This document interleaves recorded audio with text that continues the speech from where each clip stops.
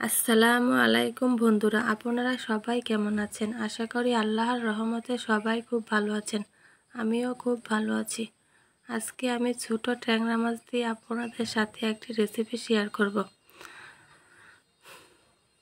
তার জন্য আমি কিছু ট্যাংরা মাছ, 2টি আলু এবং একটি বেগুন নিয়েছি এবং ভালো করে কেটে পরিষ্কার করে নেব।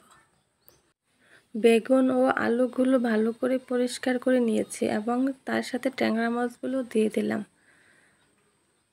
আধা চামচ মরিচের গুঁড়া দিয়ে দিলাম।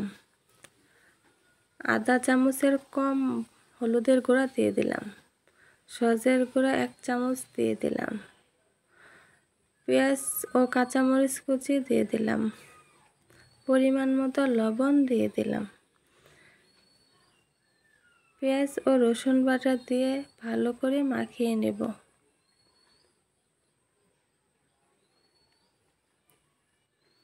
আমার ভালো করে মাখানো হয়ে গেছে।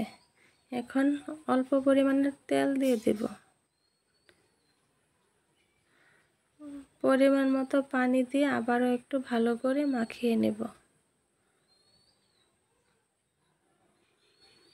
আমার ভালো করে মাখানো হয়ে গেছে। এখন রান্নার জন্য চুলার উপর বসিয়ে দেব।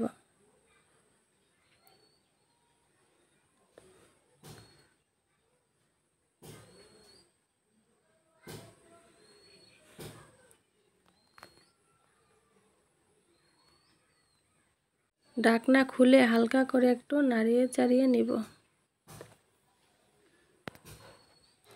আবারও ঢেকে রেখে দেব কিছুক্ষণ।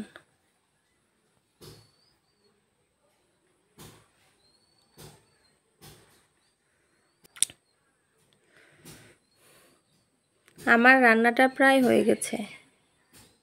এখন একটু নাড়িয়ে চাড়িয়ে উপর থেকে কিছু ধনিয়ার পাতা ছড়িয়ে দেব। বন্ধুরা, আমার রান্নাটা এখন কমপ্লিট হয়ে গেছে। আমার রেসিপি যদি আপনাদের ভালো লাগে, প্লিজ লাইক, কমেন্ট, সাবস্ক্রাইব করে পাশে থাকবেন। ধন্যবাদ সবাইকে।